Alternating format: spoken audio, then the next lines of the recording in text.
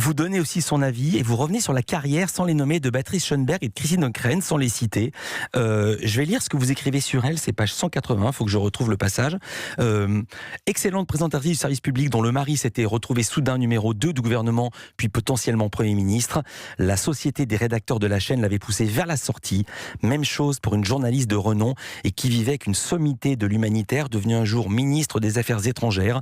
Ses pairs, qui ne l'aimaient déjà pas beaucoup, en profitèrent pour déclencher une campagne de presse hostile. Vous pensez qu'elles ont été un petit peu, que le sort qui leur a été réservé était injuste? Oh, c'est vrai. Oui, parce que ces filles existaient par elles-mêmes. Auparavant, elles étaient journalistes, elles étaient bonnes journalistes.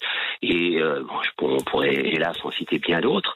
Et tout d'un coup, on les a sommées de quitter leur métier. Tout ça parce que elles vivaient avec un ministre ou quelqu'un qui l'était devenu entre-temps. Donc, non, j'ai trouvé ça qui était très injuste et très sexiste, surtout, comme attitude. Ouais. Je vais vous faire entendre un son et vous allez me dire quel effet ça vous fait.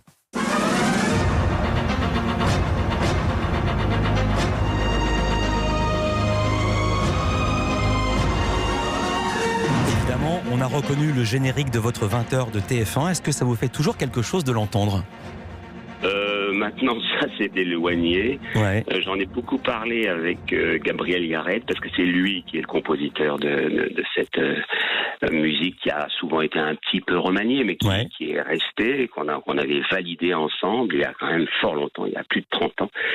Et oui, ça fait quelque chose, mais bon... Voilà, je suis passé à autre chose. Je fais beaucoup de concerts lecture, de mise en scène d'opéra, de conférences, de choses comme ça, et de livres, comme vous le voyez. Donc ça va. Non, j'ai bien. Enfin, je crois que j'ai bien tourné la page. Oui. D'accord. Juste un mot, puisque vous le disiez, il vous reste 1 heure. Vous allez faire quoi maintenant de 7 heures avant le confinement, le blackout imposé à partir de midi ? Alors, il y a le jogging, ça j'ai déjà fait. Je continuerai, puisque ça nous est permis. Ouais. Et puis, bon, évidemment, je vais toujours rester très, très en connexion avec l'actualité. Ça me passionne. D'ailleurs, je n'ai pas trop aimé la stigmatisation des Italiens il y a quelques semaines. C'était vraiment malvenu. La stigmatisation également des Parisiens qui s'étaient baladés dimanche au Parc Montsouris ou au marché d'Allègre.